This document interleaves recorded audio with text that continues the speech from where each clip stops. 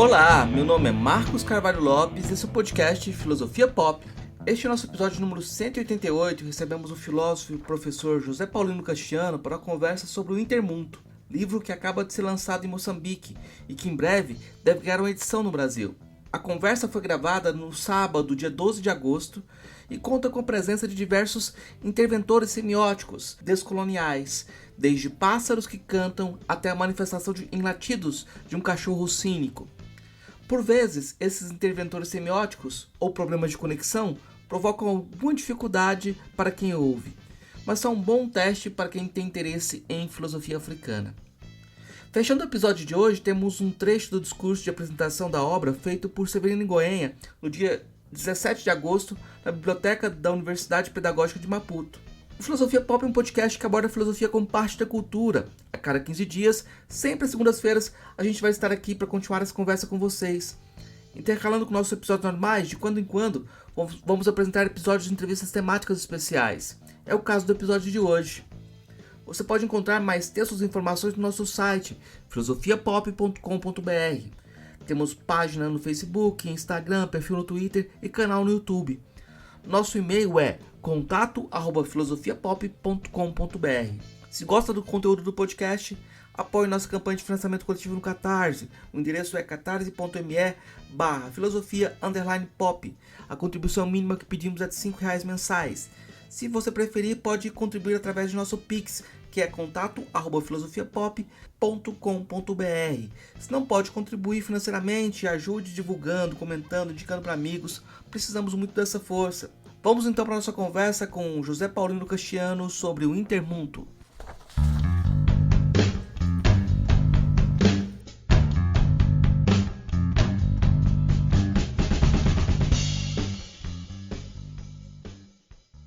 Hoje a gente recebe direto de Maputo o professor José Castiano.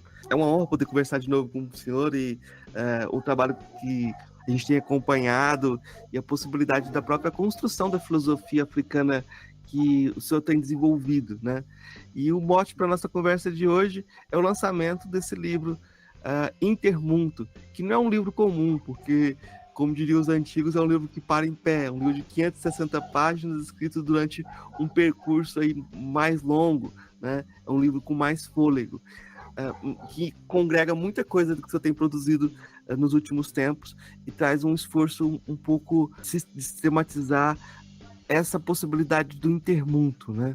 Mas eu vou perguntar, vou partir daquela pergunta que o senhor vai ter que ouvir muitas vezes aí, sobre o que é intermundo. Não tem como a gente fugir dessas perguntas, por dever de ofício, deformação de ofício. Nas línguas Bantu, Bantu quer dizer povos, Muntu quer dizer pessoa. Falando filosoficamente, Muntu é o sujeito, tanto o sujeito da história, sujeito do conhecimento, sujeito ético, até da construção do mundo metafísico. Portanto, eu parto dessa ideia que o sujeito é que é mais ativo nessas áreas todas da filosofia. De certa forma, pode-se chamar muito como um sujeito, principalmente para o caso africano, da historicidade, a partir da ideia de que os bantus foram inventados, entre aspas, por Padre Cide Temple, com a sua filosofia bantu. Ou seja, quando digo inventados, passaram a ser conhecidos como tal na filosofia, como um povo unânime, com certos valores, certos hábitos, etc. E uma metafísica única. Mas para mim esse bantu expressa um pouco esse mundo objetivado por uma filosofia do Temples e todas as discussões que vieram depois em volta disso. Para mim, quem faz filosofia, de facto, é o mundo, é a pessoa, a partir do projeto de Bussi Bolaga, que fala da crise do mundo. Então, o intermundo é uma categoria filosófica. Ela não quer expressar necessariamente um sujeito concreto. É uma categoria filosófica para expressar essa condição como Nguyen diria, intercultural da existência dos povos africanos. Quer dizer que, com a vinda dos árabes para esta zona da África Austral, com o islamismo, nós os recebemos. Vieram depois os colonialistas, tiraram os escravos. Também os recebemos com as suas instituições e tudo. E a história do pensamento parece indicar que os bantus foram simplesmente receptor, objetos da exploração, da colonização, do cristianismo. Mas a mim me parece que, ao mesmo tempo que eles eram objetos, foram reconstruindo o seu próprio mundo. Então, o intermundo é esse que nasce num sujeito não isolado, mas que nasce na sua relação, primeiro, intercultural, no sentido de receptor das instituições, das teorias, das ciências, etc., das outras partes do mundo, em particular da Europa, mas também que, depois das independências africanas, nós cada vez mais estamos confrontados com as outras culturas diversas. Os países africanos têm várias culturas étnicas, linguísticas, etc., e que se impõe uma vida em relação. Em último lugar, o Intermundo quer expressar também essas novas tendências das novas ciências que se intitulam de interdisciplinares, interculturais. Portanto, o prefixo inter, que quer expressar a parte da relação do homem com o outro, ele expressa também para mim um ser e um estar desta época contemporânea. Então, o intermundo é exatamente essa categoria filosófica que quer captar a ideia de que a nossa existência ela é feita em interação. Por último, só dizer que nós temos aqui na Universidade Pedagógica uma cátedra da intercultura do professor Nguyen, e para mim o intermundo é esse sujeito que falta no conceito. As culturas parece uma coisa que existe lá e que é veiculado por certo. O livro que eu fiz sobre o Viegas foi uma intersubjetiva, no sentido de que ele, para além de ser um homem completamente universal, ele também se via como o representante da sua cultura. Portanto, nós estamos num diálogo intercultural. Não são as culturas que conversam entre elas. São pessoas concretas de cada cultura, sejam cientistas ou sejam artistas ou de outras áreas quaisquer, mas que estão lá a representar essas culturas. Então, o Intermundo quer também, vamos assim dizer, subjetivar a questão da intercultura ou da interculturalidade. Eu acho que a gente tem sempre essa dificuldade de trazer na nossa produção filosófica a nossa autoconstituição também. A gente sempre traz essa autoconstituição. E é difícil separar o que é, de alguma forma, biográfico daquilo que é externo. Porque eu acho que esse trabalho de reconciliação e de construção do mundo acaba sendo um trabalho que você tem que fazer na sua própria história. Trazer sua história para dentro da filosofia, né? Eu queria perguntar um pouco sobre isso, como isso se relaciona com os aspectos biográficos, porque você escreve muito com TH e faz questão de lembrar dessa palavra a partir da língua xizena. Por que você faz isso? Por duas razões, se calhar três. A primeira razão é que eu cresci num ambiente tradicional. Como eu digo no livro anterior, eu cresci num rio, à beira de um rio, e de onde vem da minha mãe, e o meu pai estava um pouco mais no interior. Então, a relação com os animais era muito próxima. O crocodilo, já que falamos dele, é o totem da minha tribo, vamos assim dizer, da minha etnia, ou da família, vamos assim dizer. É melhor ser família. E quando nós íamos a caminho para a região mais interior do meu pai, era normal acordarmos muito cedo e o meu pai sempre dizia que há um leão que nos protege, a família. Portanto, eu comecei a ver um leão não como aquele animal feroz, mas como um leão, era branco até, recordo-me das características que ele me dizia, e que nos seguia. Então, eu sentia-me seguro sempre que andasse e visse um leão, né? Mas em redor das nossas casas andavam hienas. Então, fui ensinado a ver as pegadas, a evitar os animais. Então, quando cheguei à escola, é que soube que eram ferozes, eram animais selvagens. Então, esta relação íntima com a natureza que prega a minha infância é que me fez olhar a natureza como algo parte de mim próprio, né? Então, há uma relação muito íntima com a natureza. Essa é a primeira substância. A segunda é que quando nos mudamos para a Beira, eu vivia num bairro muito perigoso, entre aspas, em que havia várias etnias. A Beira é uma cidade que vem muita gente de diferentes etnias, de Quilimane, do sul de Moçambique, Inhambane, nós próprios originários. Então, os bairros suburbanos tinham muito matope, matope é lama, e tinha um convívio muito forte, quer dizer, uma relação muito forte. A gente sabia quando que alguém acordou, quando que não sei o quê, e quando eu cresci, comecei a ler que naquele bairro da Munhava, chama-se assim, havia contradições étnicas. Serão que os Senas lutaram contra os Daos por causa de uma liturgia na igreja.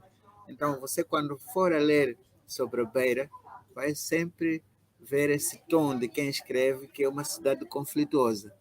Então, isso entrou em conflito com a minha própria natureza, porque eu, tendo vivido lá, não vi os conflitos, eu vi mais a relação entre pessoas diferentes que tinham os problemas normais e não eram contradições interétnicos, como se quer aqui mostrar. A política vive disso, naturalmente. Mas eu acho que aquilo foi a forja da ideia de dizer que não há conflitos naturais entre pessoas de etnias ou cores diferentes, ou culturas diferentes. Então, essa vamos dizer, a segunda fonte. A terceira é quando fui à Alemanha estudar, e então eu tive que fazer meu mestrado em Hegel, e era muito complicado aquilo aí. Quer dizer, ler a fenomenologia do espírito, essas coisas todas. Então, aí jurei que quando voltasse, eu havia de tentar fazer compreender pensamentos muito complexos expressos na filosofia alemã. Imagine lá o Nietzsche, imagine lá o Kierkegaard, que tínhamos que ler também, Schopenhauer. Então, eram pensamentos muito complexos. Então, eu jurei que, que apesar de serem pensamentos necessários para nós, nessa relação intercultural que era vertical, que era possível traduzir esses pensamentos complexos em palavras simples, compreensíveis a todos nós. Então aí achei que havia sim um elo intercultural muito, muito forte e que, pronto, são circunstâncias da minha vida que sempre a questão de relação, escutar, conversar. Aliás, esqueci-me de um episódio que também é importante. Já voltando para a tradição, à beira do rio Zambeze, se for a ver no mapa, o rio Zambeze é um dos maiores da África. Então, para atravessar para o outro lado, era um trabalhão quando estava cheio, né? Então, nossas casas que estavam no lado do sul do rio eram praticamente mini hotéis, porque as pessoas que queriam atravessar para o outro lado ficavam 2 dias, 3 dias à espera do guia ou à espera que a água baixasse, até às vezes um mês. Então, cresci também com, entre aspas, desconhecidos. E aí não podíamos perguntar de onde vem este, de onde vem aquele, parecia ser um incômodo, não é? Como crianças. Então, aprendi a ouvir, a escutar, a deduzir por mim próprio aquele vem de onde, por que está a dormir numa cama melhor que os meus pais davam e eu tinha que dormir no chão, etc. Então, escutar as conversas e deduzir próprio. Então, a ideia da relação também, que passa por conversa, que passa por primeiro escutar bem e depois conversar, nasce também aí. Então, eu ia dizer que esses são os episódios da minha vida que levaram um pouco à teorização disso. Mas você nasceu no ano em que a luta por libertação se formava também, né? A luta por libertação de Moçambique. Então, de certa Sim, sim, forma, sim. sua história pessoal também se confunde com a própria construção deste país. E a palavra reconciliação, ela está sempre presente nos seus trabalhos nessa necessidade de construção do próprio país. A gente ouve falar, eu estou dizendo ouvir falar porque é o que o noticiário traz e é parte do contexto moçambicano, essa necessidade de construir um espírito nacional por um momento conflituoso que o país vive, né? Então, agora perguntando sobre esse agora em que o livro sai, né, que ele aparece, qual o aspecto de intervenção que esse livro tem em relação à realidade atual de Moçambique? O professor Severino e eu somos do mesmo ano, 1962. Em 1964 começa a Guerra de Libertação. Portanto, em 62 forma-se a Frelimo, o Movimento de Libertação, a partir de 3 movimentos anteriores, mais regionais, e em 64 começa a guerra. Termina em 75 com a independência, e em 77 começa uma outra, que é da Renamo, que terminou simbolicamente só no dia 15 de junho deste ano, quando se assinou o acordo definitivo de paz e, ao mesmo tempo, fez-se a entrega simbólica da arma ao presidente Nyusi a partir das mãos do presidente Renamo.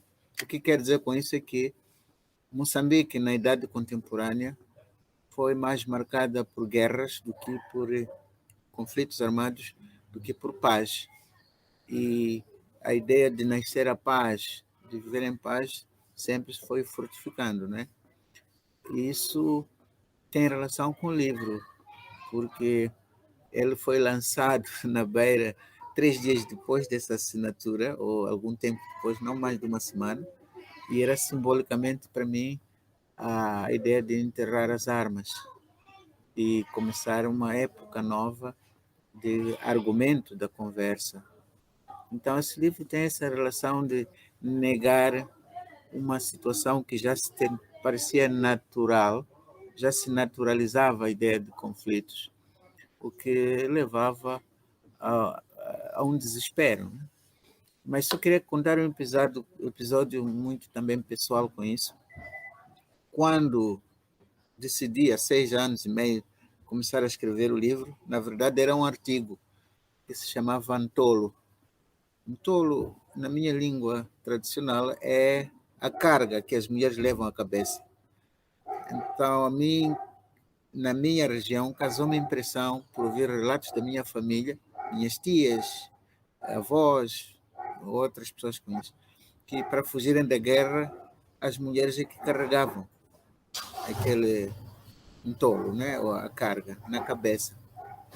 E eu sempre tentava imaginar, eu já estava cá em Maputo, o que elas levavam naquela pressa toda. O que era importante para as pessoas levarem. Se era normal ver ela atrás de uma criança, na mão uma galinha, e aqui por cima serão roupas, panelas, água, tudo que achavam que era racional para poderem sobreviver. Então elas carregavam. Então eu comecei a imaginar um artigo desses, no tolo. Só que depois vi que tornou-se supérfluo e comecei a procurar mais, a partir da filosofia, os fundamentos da conflituosidade. Por que as pessoas não podem conversar, em vez disso pegam em armas, fazem emboscadas para os outros, fazem sofrer os outros. Então, o Moçambique contemporâneo é este, né? E acho que uma filosofia que quer ser o resumo do tempo no pensamento, para pegar o corpo em Hegel, não pode sair deste tempo presente, que Moçambique, no fundo, é um pouco o que está por África, não é? Então, acho que é um livro que tem muita relação com a situação de sair de uma guerra para uma situação em que os homens precisam de conversar, precisam de conviver. Aquilo que no fim do livro chamam uma democracia reconciliatória. Essa imagem é uma imagem muito forte, uma imagem sobre aquilo que a gente precisa mais basicamente. E aquilo que a filosofia pode trazer também para essa situação, né? Porque o conflito, de certa forma, continua, né? A gente tem conflitos no norte de Moçambique e a própria ideia do país unificado, ela fica em xeque com esses conflitos, né? E você Exatamente. vem do norte do país, que é a região hoje que está sofrendo mais. Centro. Eu venho Do centro. Ah, tá. Mas você vem não vem da região da capital. A gente fala assim, quanto mais longe da capital, Ou mais... seja, o centro foi onde nasceu o conflito armado civil. Foi perto, a quilômetros da minha região originária. Né? Então, agora, se quisermos falar filosoficamente, foi isso que me levou à busca da filosofia do mínimo, vamos dizer assim. O livro, antes de ser a filosofia do mínimo reconciliatório, é baseado um pouco em tudo que o Deroruca pensou que seria os três mínimos, como eu depois, tanto o mínimo ético, que é isso mesmo que estávamos a falar agora. O que precisa a pessoa para minimamente ser humana, não é? Busca constante na filosofia dele. Também o mínimo epistemológico, no sentido dele procurar saber como é que qualquer homem, a possibilidade de uma conversa universal a partir do conhecimento, não é? Ele fala da intuição. E depois também deduzir daí também o mínimo político, não é? Mínimo político. Ele não falou muito nisso, mas deduzi que se pudesse viver mais, havia de lá chegar, que para mim traduz-se na relação entre os Estados modernos africanos com aquilo que são as identidades particulares. Então, no nosso caso concreto, é a partir da Conferência de Berlim, os Estados modernos foram se dividindo não de acordo com as identidades, nacionalidades ou reinos que existiam, foram cortados a meio, né? Portanto, resulta daí uma possibilidade de grupos étnicos, em alguns momentos, esse Estado centralizado, ele conflitua as identidades particulares. Então, temos que buscar uma espécie de uma democracia mínima, que eu chamei reconciliatória. Esta ideia de buscar o mínimo universal, epistemológico, ético e político, neste caso, me levou aos 4 capítulos principais. O primeiro é o missionarismo e espiritualidades, aí tem que existir um mínimo também. Os europeus vieram com toda a sua carga civilizatória, entre as quais contemplava a ideia de trazerem seus deuses para cá, ou seu Deus, impostas numa sociedade que também tinha os seus. E numa segunda fase começam a formar missionários africanos. Antes eram brancos. E esses africanos missionários tiveram problemas de identidade muito sérios, para combinar o tabu com o pecado, por exemplo. Né? Estudei 2 ou 3 missionários, a partir desse ponto de vista, como é que reconciliaram estas crenças que lhes foram obrigados a seguir e as suas próprias religiosidades locais. Né? Então, esse é o primeiro capítulo. O segundo trata-se de etnocidades e cidadania e estados modernos, não é? Os problemas de identidade, as políticas de identidade. No primeiro, não podemos chamar que é filosofia da religião, mas é a filosofia, se calhar, sobre a religiosidade, ou espiritualidades. O segundo é mesmo esse conflito entre o Estado moderno e os estados pequenos, etnocidades que se encontraram aqui e que eram campos de cidadania, né? Que veio se impor ao outro. Então é uma espécie de filosofia política, se assim quiser. O terceiro trata mesmo da filosofia na sua dimensão ética, tanto a ética política da reconciliação, e na sua dimensão epistemológica, portanto, nesta questão do mínimo epistemológico. O quarto capítulo é um capítulo que veio um pouco depois, mas que eu pensei que encaixava muito bem, porque havia um outro conflito que precisávamos de reconciliar, que é entre as novas tecnologias e as culturas locais, não é? Então chamei-o de tecnocultura, justamente para mostrar essa dimensão de que as nossas tradicionais, no sentido não de antigas, mas no sentido aqueles que ainda existem, eles precisam de abraçar a tecnologia, mas não para fazer outra coisa, senão para desenvolverem-se a si próprias. Então, são essas quatro partes que compõem o livro e termina com um discurso que eu chamei Discurso de uma Democracia Reconciliatória. Mas aquilo é mais um apêndice, um regressar, etc., ao resto, e empacotaram uma espécie de utopia, né? O que significa essa passagem do Banto ao mundo, em direção ao intermundo? Eu acho que a gente vai ter esse caminhar com o próprio caminhar da filosofia também, né? Bom, e é isso. A filosofia africana depende do ponto de vista com a ideia do Temples, não é? Toda essa discussão em volta disso, alguns acham que foi isso, né?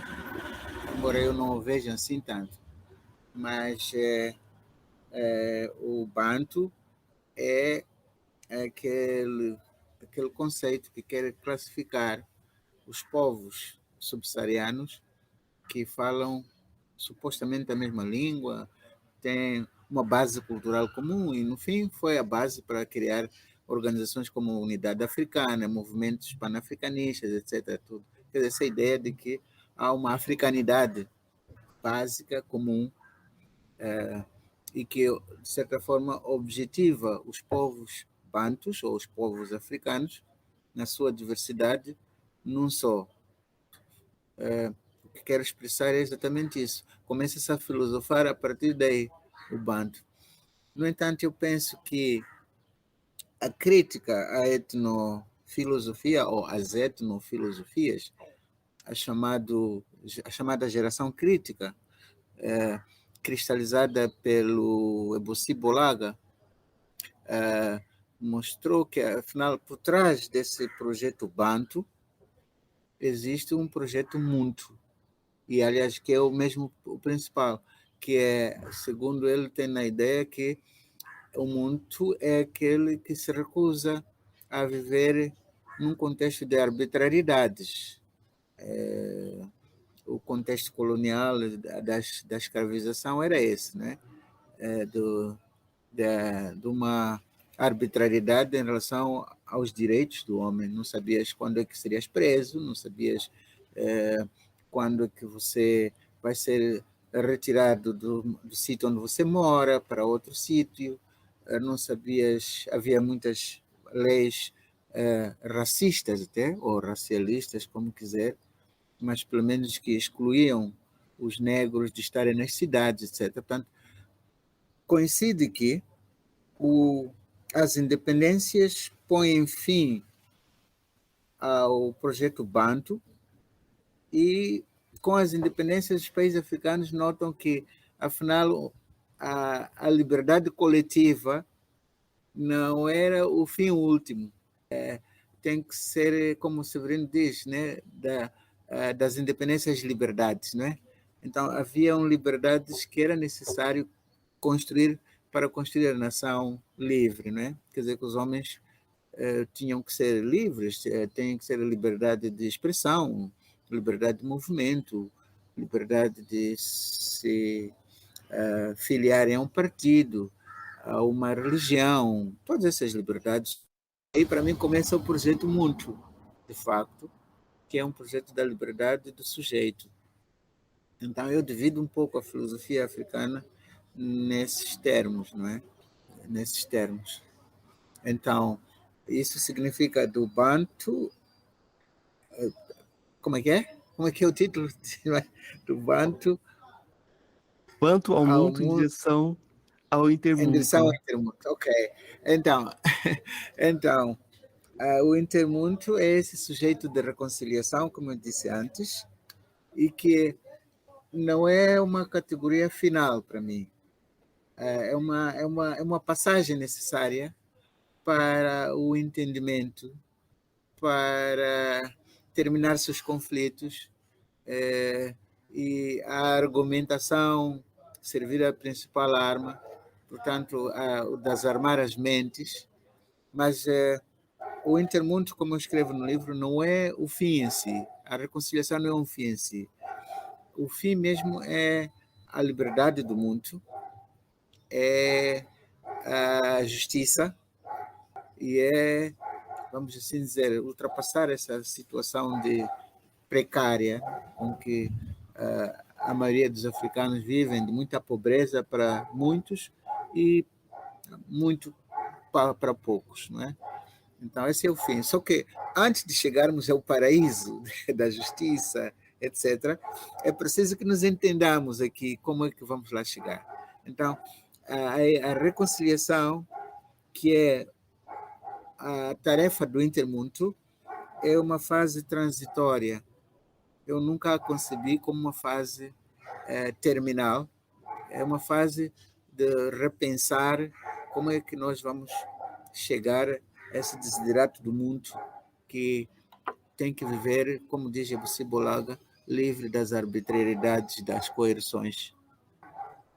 Eu vejo muito esse diálogo que você tem com o Ibuzi Bulaga e essa tensão do mundo em crise, né? Então, é como se a coisa estivesse sempre se desdobrando. Se eu pudesse fazer um jogo aqui dialético, eu diria que o mundo se É, apresenta no espírito da tradição ao espírito da reconciliação, a ideia de mundo com TH, né? Quando você se coloca biograficamente, e agora você dá um passo para essa ideia de intermundo. E é muito curioso que você já falou que tem o título do próximo livro. É claro que você não precisa manter esse título, mas é só como ideia, a ideia do antimundo, né?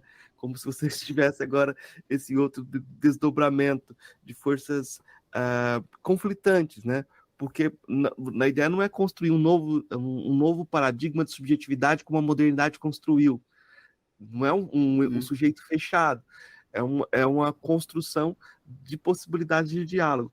E esse é um ponto que eu queria chamar muita atenção, porque você aqui no Brasil o pessoal tem se aproximado da filosofia do José Paulino Castiano, que é objeto de estudo, né? Só que o objeto de estudo, às vezes, como ferramenta, as pessoas instrumentalizam e misturam muitas coisas, às vezes sem levar em conta as diferenças.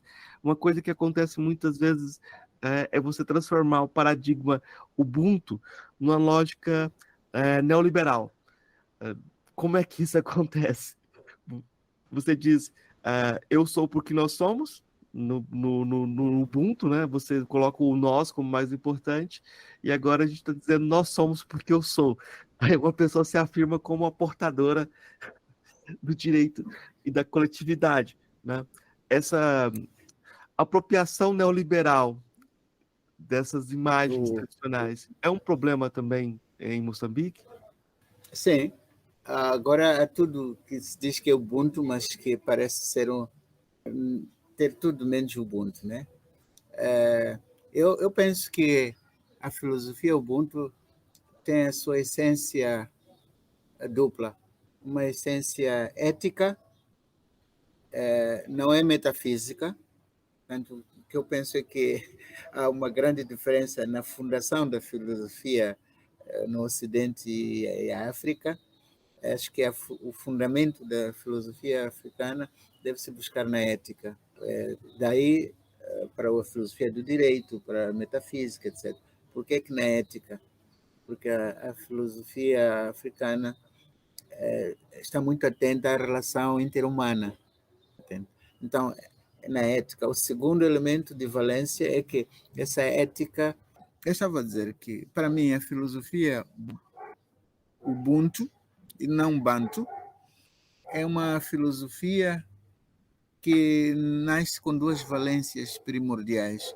A primeira valência é que ela é de base ética e não como no Ocidente metafísica. É uma filosofia muito preocupada com as relações entre os homens, entre os sujeitos, entre os mundos. E são relações de identidade, são relações até de conhecimento e são relações também de representatividade. Este fato de ela ser ética, mais do que metafísica ou epistemológica, portanto, o fundamento da filosofia Ubuntu, faz com que, por exemplo, eu estava a dizer que o Sócrates ou o Diógenes, se estivessem numa comunidade africana, não seriam conhecidos como filósofos, seriam conhecidos, talvez teriam a fama de provocadores, não é? Porque aqui a filosofia Bantu, Ubuntu, desculpe, tem uma dimensão ética que o Uruka chamou moral commitment. Caminha-se para a política e caminha-se para até a metafísica, não é? Quando falamos de antepassados, mortos-vivos, essas coisas todas. A outra valência, eu estava a dizer que, por exemplo, Diógenes e Sócrates, se estivessem em África, não seriam conhecidos como filósofos, de jeito nenhum, porque eles andavam a perguntar às pessoas na praça pública, às vezes as pessoas ficavam zangadas, incomodadas, enquanto que aqui o filósofo, no contexto africano, é mais aquele que tem o que o Uruka chama moral commitment dos sages. Ele tem que se comportar muito bem, não pode espantar as pessoas, não pode indignar as pessoas. Portanto, essa é a imagem de um sábio, de um filósofo. A segunda valência que é importante no Bantu, no Ubuntu, é a valência comunitária, mais baseada na comunidade. Então, não foi uma filosofia que surge, na sua essência, a partir de uma ideia de sociedade, de indivíduos polarizados, de sujeitos que têm direitos diferentes. Os sujeitos percebiam-se com direitos circunscritos a essas comunidades, não é? Então, para mim, vamos assim dizer, esse nascimento é ético comunitário. Agora, o que você estava a perguntar é que eu falei muito sobre a filosofia Ubuntu neste contexto, mas neste último livro tem 2 capítulos que um chama-se da ética do outro à ética do tu, ou seja, a ideia de que eu sou porque tu és, ou eu sou porque nós somos porque vós sois, é uma ideia que nasce neste contexto comunitário, em que as pessoas são muito próximas, há uma proximidade, há um conhecimento muito profundo acerca da origem das pessoas, dos seus antepassados, da sua familiaridade atual e talvez ainda continue depois, não é?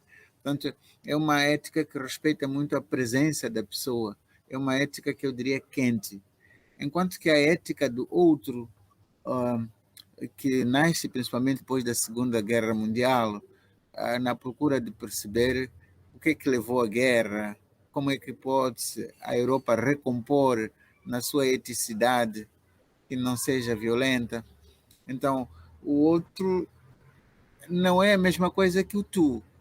O outro é um outro frio, é um outro que é portador dos meus direitos, dos mesmos direitos, mas que é um outro, não é o tu. Então, o desafio que se coloca agora a filosofia Ubuntu é como, a partir desta originalidade do tu, eu sou porque tu és, como num contexto de sociedades africanas de nação, de nações agora mais amplas, como é que esse tu entra neste contexto em que a ética é do outro, não é? Então, agora há uma crise ética muito grande que se explica por isso. Por isso, aquilo que nos chamam de nepotismo, corrupção, todos esses jargões que se atribuem a essa época neoliberal e que aparecem como tal, eu penso que é esse conflito ético, não é? Você tem um familiar, tem um conhecido, e depois você está num posto de poder, então você sempre tem um conflito, dizer como é que eu continuo com essa ética do tu comunitária, em que eu faço tudo para que as pessoas da minha comunidade, da minha família, também tenham sucesso, mas ao mesmo tempo, num plano de uma ética do outro, num plano de uma política mais individualista, não é? Ou do indivíduo no centro, como é que eu integro esse familiar, esse conhecido? Então eu vejo um pouco essa fase da crítica dele. Então a incorporação dessa ética neoliberal, baseada primeiro no indivíduo, que é liberal, neoliberal, mas também na econômica, na base econômica, ou o tempo da economia que prevalece perante o político e o ético, não é? É o tempo do materialismo e da sobrevivência para muitos dos povos. É um conflito muito grande, não é? É um conflito que a filosofia ainda não conseguiu resolver, não é? Portanto, pensar profundamente sobre isso. Então, o neoliberalismo invade, de facto, essa ética fundamental do Ubuntu de uma forma muito forte, não é? Nesse texto você dialoga muito com a figura do Mandela, né? Como o exemplo também do Mandela, do Exato. Desmond Tutu, na construção de um projeto de reconciliação da África do Sul em relação ao apartheid, né? Essa construção de Sim. reconciliação ainda é necessária em Moçambique, e não só em Moçambique. Quando a gente olha para o Brasil, por exemplo, a gente está num processo hoje em que muitos têm comparado o presidente Lula ao presidente Mandela também, pela necessidade de reconciliar o país, para que o país possa de alguma forma, manter um tipo de unidade para além do tribalismo que o neoliberalismo promove, né? Porque o neoliberalismo tende a promover uma divisão social e a política da construção de inimigos, né? De um racha entre os Uhum. países. Como é que você vê a posição de Moçambique Uhum. em relação tanto a essa procura de um exemplo, você tem pensar o que o Mandela fez como exemplo, quanto no problema também de um certo imperialismo local, né? Porque e esse imperialismo local a gente pode dizer que é até filosófico, né? Porque até que ponto que você tomar a África do Sul como exemplo não te leva a uma certa subalternização, né? Tratando-se do projeto do livro, antes de chegar ao Mandela, eu falo um pouco do Haiti. Se recorda o Haiti quando fica independente, né? Liberdade ou morte, venceremos. Haiti, os antigos escravos continuam a pagar aos donos das terras que fugiram para a França. Eles sentem-se até obrigados a enviar lá os lucros, uma parte dos lucros. Isso até estava na sua lei, dividida em fração, que 20% se enviavam para os antigos donos das terras na França, apesar de terem sido expropriados, né? Mas continuava isso. E então, pronto, houve assim, eu diria que houve um ímpeto reconciliatório com o passado escravagista.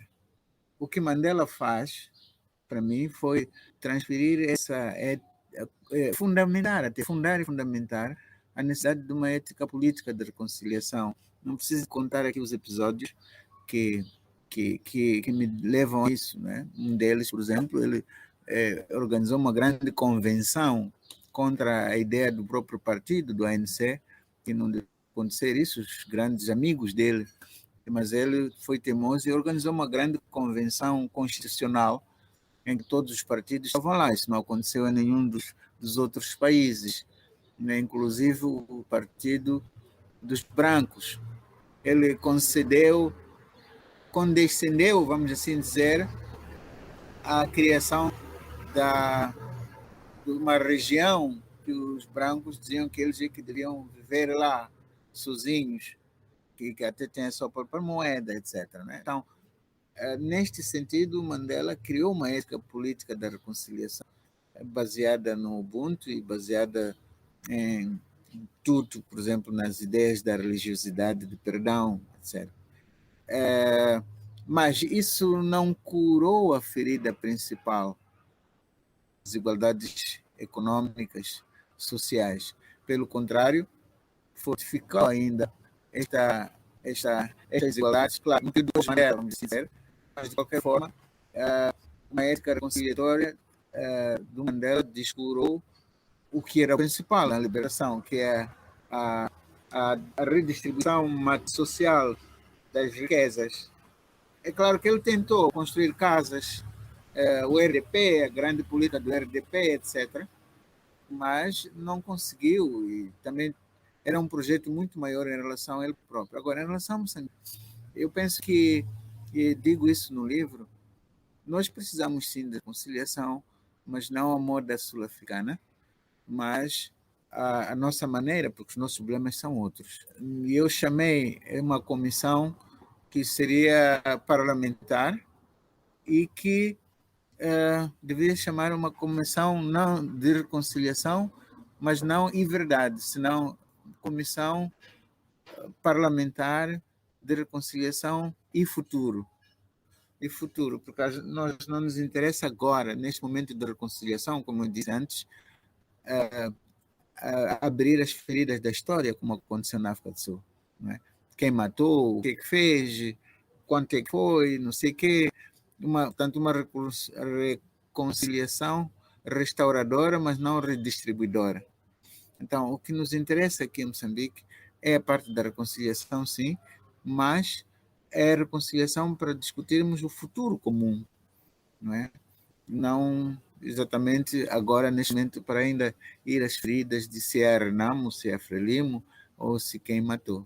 Então, eu vejo, portanto, recupero essa ideia da reconciliação, mas em direção ao futuro, não em direção à verdade. Essa verdade histórica serve-se fria, né? Não se serve ainda quente.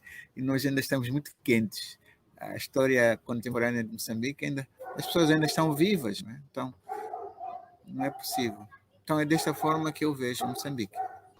Professor, eu queria agradecer muito a possibilidade de diálogo e essa abertura para conversação, para intersubjetivação, para contaminação das filosofias.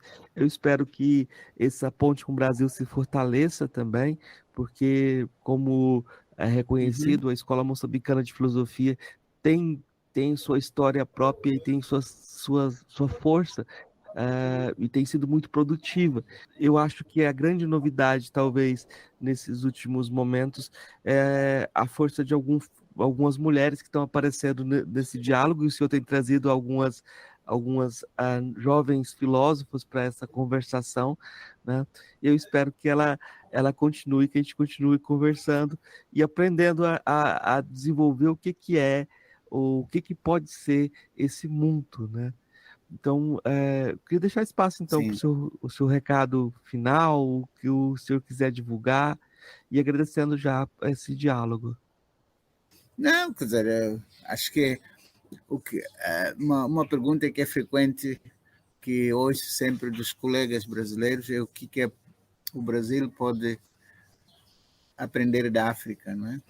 Então, a minha resposta tem sido sempre a mesma, é que nós temos que aprender mutuamente, porque as lutas afro-brasileiras são diferentes, em um contexto diferente nosso. O que nós temos que fazer é aprender as lutas de cada um e os conceitos que nós usamos como filósofos para exprimir essas lutas. O conceito negro é operacional no Brasil, mas aqui, se calhar, não é o pobre. Eu comparo mais ao pobre. Portanto, para expressar essas lutas sociais, é mais operacional para falar de filosofia. O conceito ancestralidade, em algumas filosofias lá, portanto, substitui até certa forma, na minha ideia, a historicidade perdida por causa da condição diaspórica, portanto, uma ancestralidade que esconde em si uma historicidade mais espiritual do que real agora, que existe em África, não é? Então, nós temos que aprender uns dos outros, nas lutas, os conceitos que nós usamos e trocarmos essas lutas, mas não há... O diálogo deve ser baseado nisto, não é? Não há nada que nós possamos ensinar, mas temos muita coisa por aprender uns dos outros, não é? Então, esses diálogos têm que continuar com esta ideia, não é? A África tradicional e primitiva essa já desapareceu quase, não é? É isso que eu podia dizer. Professor, muito obrigado.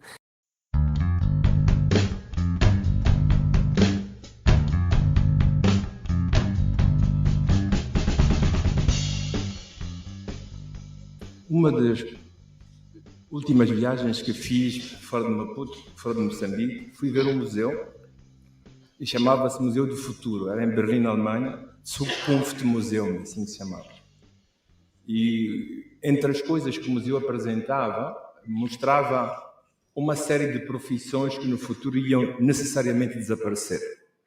Os porteiros, que vão ser substituídos pelos intercomunicadores, os choferes de carros, que vão ser substituídos gradualmente por máquinas que se autoconduzem, elétricos, e toda uma gama de profissões que tudo parece indicar que nos próximos 20, 25, 30 anos vão desaparecer. Eu estava com o meu filho e estava com a futura mulher dele, que tornou-se mulher há pouco tempo depois.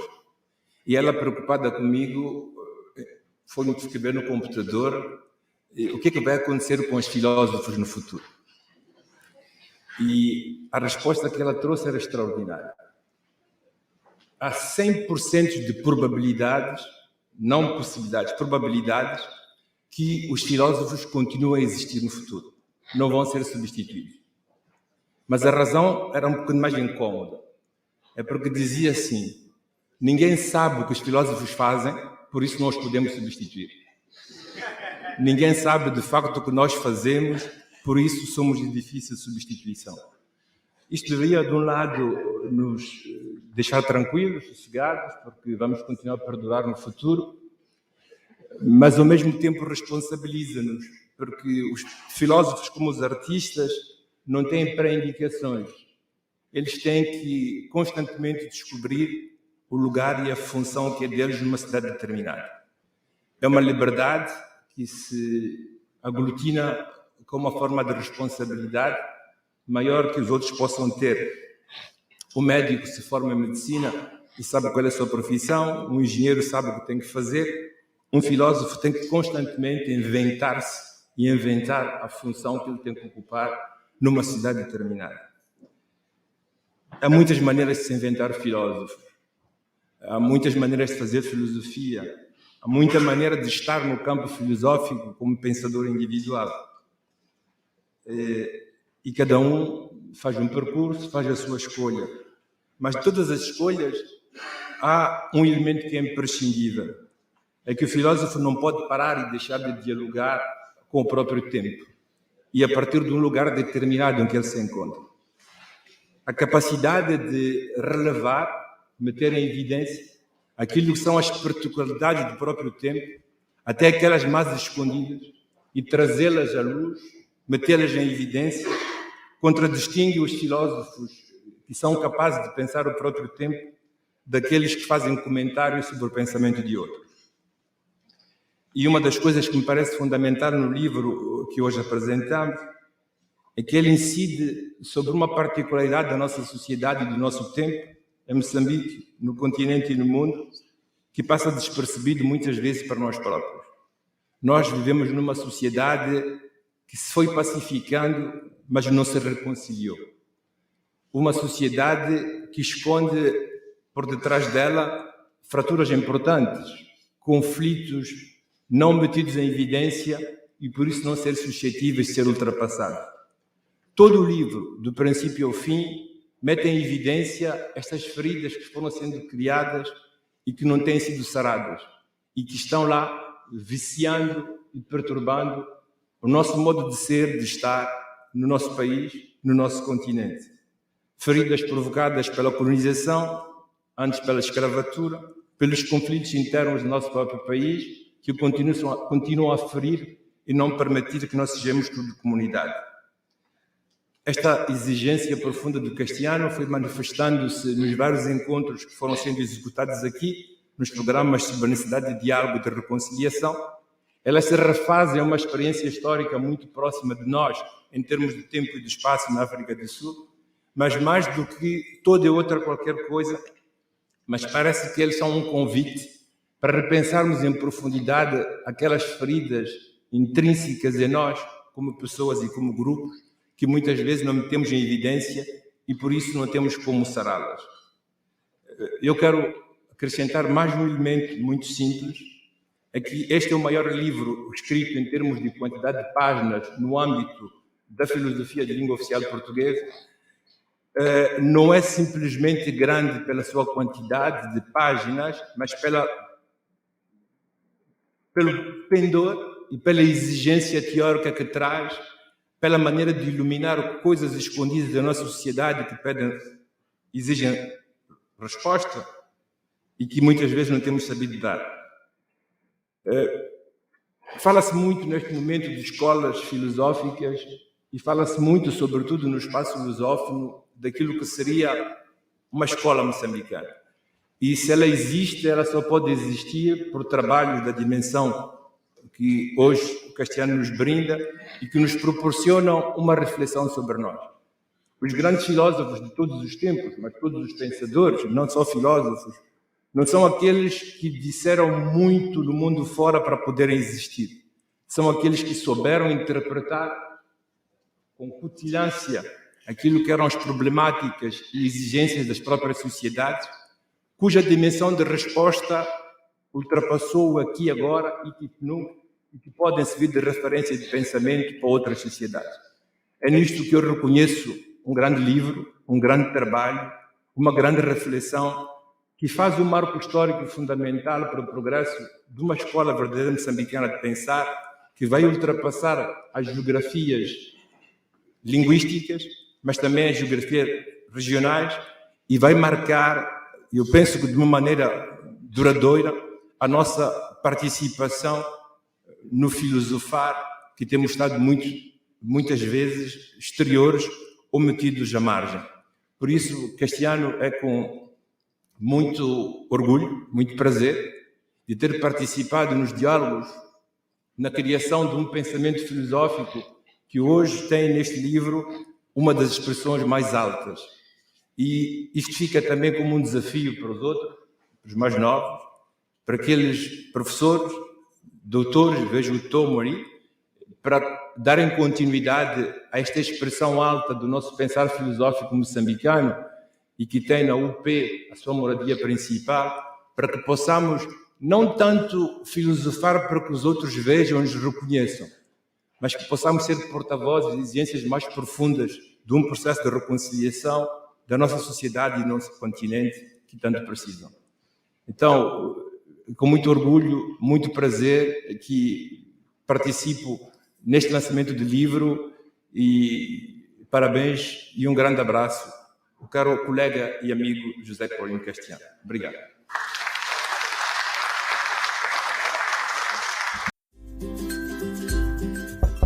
Ei, gostou do nosso episódio? Apoia a gente lá no Catarse, é só R$5 por mês, o preço de um cafezinho. Ajuda a gente a continuar divulgando a filosofia no Brasil. catarse.me/filosofia_pop